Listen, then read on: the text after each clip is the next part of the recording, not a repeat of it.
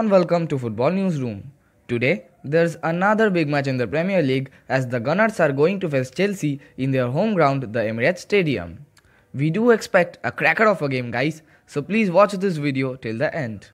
In the points table, Chelsea sit at the 4th position with 32 points from 19 games and Arsenal sit at the 12th position with 24 points from 19 games, being 8 points behind their upcoming opponents.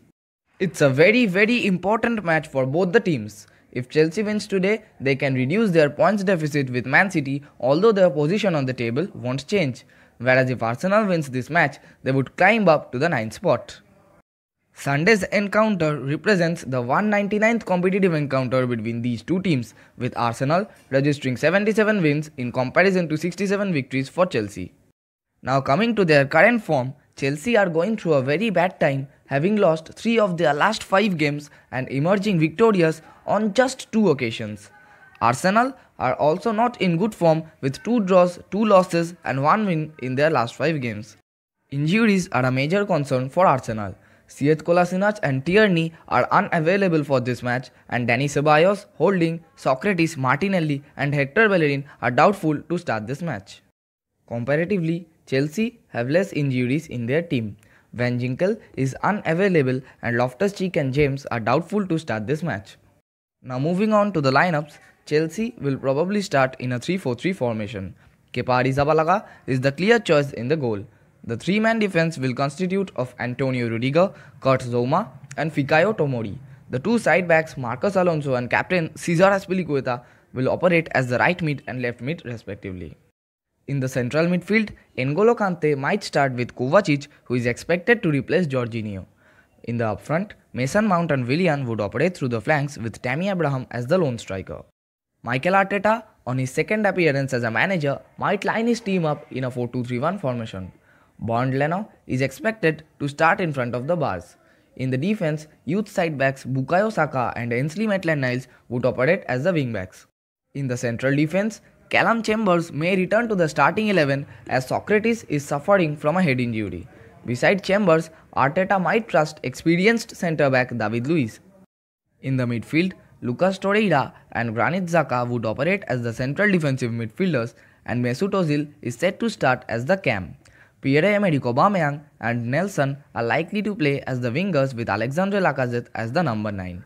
It is going to be very interesting to see whether Matteo Guendouzi gets a start or not. Attacks and quick build-ups, Aubameyang might change his position and occupy the place of a second striker. This would also force Ozil to move towards the left.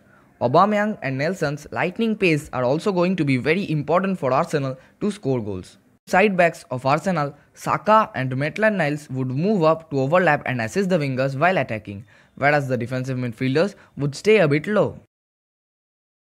Ozil will try to play quick through passes to the wingers to use their speed. He is also likely to support the wingers whenever needed. Ozil will have to play a very important role and will have to operate throughout the ground. The 2 CDMs, Torreira and Xhaka, would not move up too much and are likely to stay low.